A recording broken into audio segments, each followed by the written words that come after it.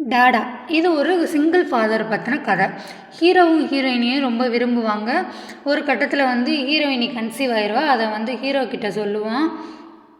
Hero சொல்லுவான், இந்த குழந்தை நமக்கு வேணான்னு சொல்லுவான். அதை வந்து அவள் கேட்க மாட்டான், எனக்கு இந்த குழந்தை வேணும்னு சொல்லுவாள்.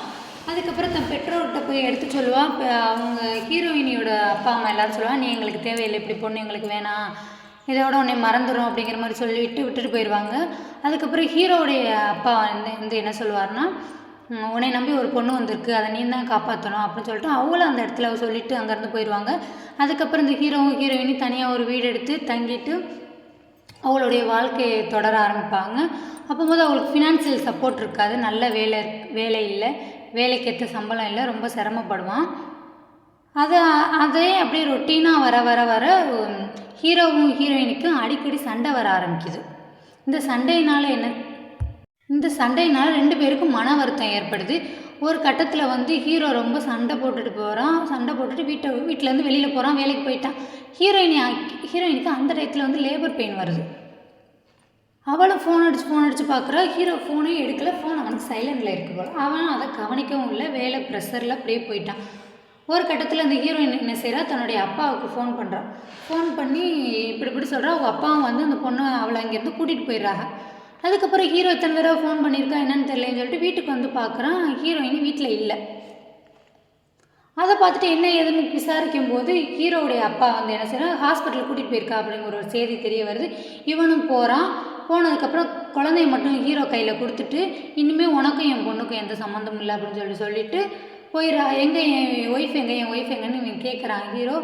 அவள் மூஞ்சியை பார்க்க கூட அவளுக்கு விருப்பம் இல்லையா அப்படின்னு சொல்லிட்டு பொண்ணை எங்கேயோ கண்காணாத இடத்துக்கு அவங்க அப்பா வந்து கூட்டிகிட்டு போயிடுறாரு.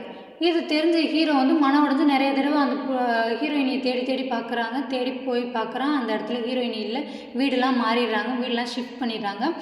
அதுக்கப்புறம் ஹீரோ என்ன செய்கிறான், தன் பிள்ளையை அவனே வளர்க்க ஆரம்பிக்கிறான். பிள்ளையை நல்லபடியாக வளர்க்குறான். அவனுடைய ஃப்ரெண்டு வந்து அவனுக்கு ஒரு நல்ல சப்போர்ட் கொடுக்குறான். அந்த குழந்தைய வளர்க்குறதுக்கு ஒரு நல்ல சப்போர்ட் கொடுக்குறான். அவன் அந்த வீட்டிலே இருந்துட்டு இந்த பிள்ளைய வளர்க்குறான். ஹீரோ வந்து வெளியில் போய் வேலை தேடுறான். அந்த மாதிரி ஒரு நல்ல ஃபாதராக தன் பிள்ளைய அவன் நல்லபடியாக வளர்க்குறான்.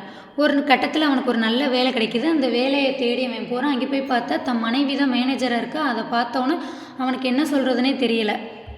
ஆனாலும் ஒருத்தருக்கு ஒருத்தர் எதையுமே சொல்லிக்கிறாமல், எனக்கு வேலை தான் முக்கியம், என் பையனுடைய எதிர்காலத்துக்கு இந்த வேலை ரொம்ப அவசியம்னு சொல்லிட்டு அவனும் அதே ஆஃபீஸில் தான் வேலை பார்த்துக்கிட்டே இருக்கான். ஒரு நாள் என்ன செய்கிறான், தன் ஆஃபீஸ்க்கு வந்து தன் பையனை கூட்டிகிட்டு வர்றான். அந்த பையனை பார்த்ததும் அந்த ஹீரோயினி வந்து, ஹாய், இவ்வளோ அழகாக இருக்க, உன் பேர் என்ன அப்படின்னு சொல்லிட்டு விசாரிக்கிறான். அப்போ அவன் சொல்கிறான், என் பேர் இதான் அப்படின்னு சொல்லிட்டு. உங்கள் அப்பா பேர் என்னன்னு கேட்கும்போது, எங்கள் அப்பா பேர் மணிகண்டன் அப்படின்னு சொல்கிறான். மணிகண்டனா அப்படின்னு சொல்லிட்டு கேட்டோன்னா அவளுக்கு அதிர்ச்சி தாங்கும்ல. அவனுடைய அப்பாவுக்கு அவள் ஃபோன் பண்ணி என்ன நடந்துச்சு ஏதை நடந்துச்சுன்னு கேட்குறா. அதை விஷயம் அவங்க அப்பா வந்து மன்னிச்சிருமான்னு சொல்கிறாரு. இப்படி நடந்துச்சு, உங்ககிட்ட எல்லா உண்மையை நான் மறைச்சிட்டேன் அப்படின்னு சொல்கிறா. இதை கேட்டதும் ஹீரோவிட்ட ஓடி வந்து நடந்த உண்மையெல்லாம் எடுத்து சொல்லிவிட்டு ஹீரோயினி குழந்தை 3 பேரும் ஒரு சந்தோஷமாக குடும்பமாக வாழ ஆரம்பிக்கிறாங்க. இதுதான் அந்த கதையோட முடிவு.